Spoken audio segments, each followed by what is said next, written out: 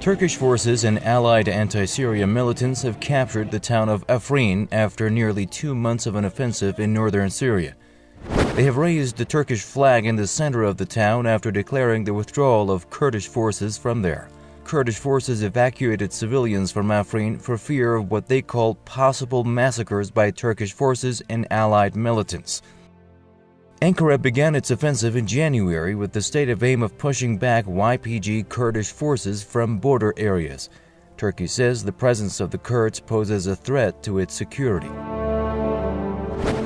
Their best friend over the long run has always been the Assad government. The Assad government has allowed the Kurds in Syria a great degree of autonomy all along. The issue, of course, is the instability, the political instability of Turkey and Erdogan's domestic audience.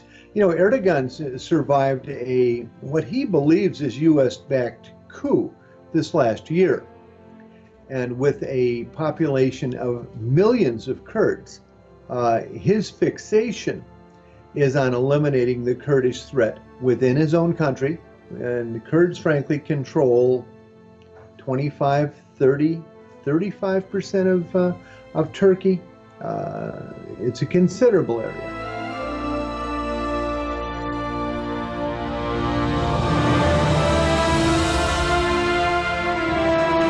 Before the Turkish onslaught culminated, many feared that a confrontation was brewing between Turkey and the U.S., which claims it supports the Kurds. As expected, this did not happen, and Kurdish forces are angry at Washington, accusing it of leaving them alone in the fight against Turkey. The Turkish operation also exposed what many in the region and beyond see as the U.S. hypocrisy.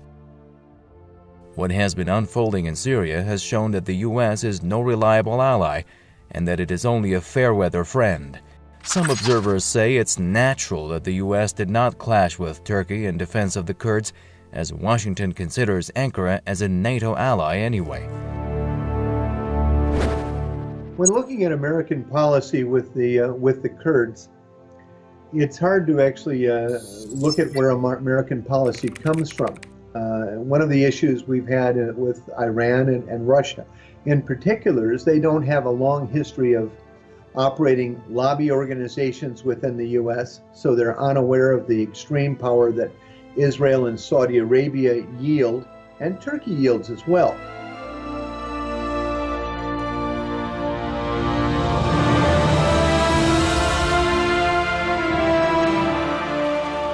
After pushing back the YPG from Afrin under normal circumstances, it is expected that Turkey will hand over control of the region to the Syrian government, but Turkey has said it does not plan to do so. I can see that the issue of Afrin, that Ankara is never going to allow a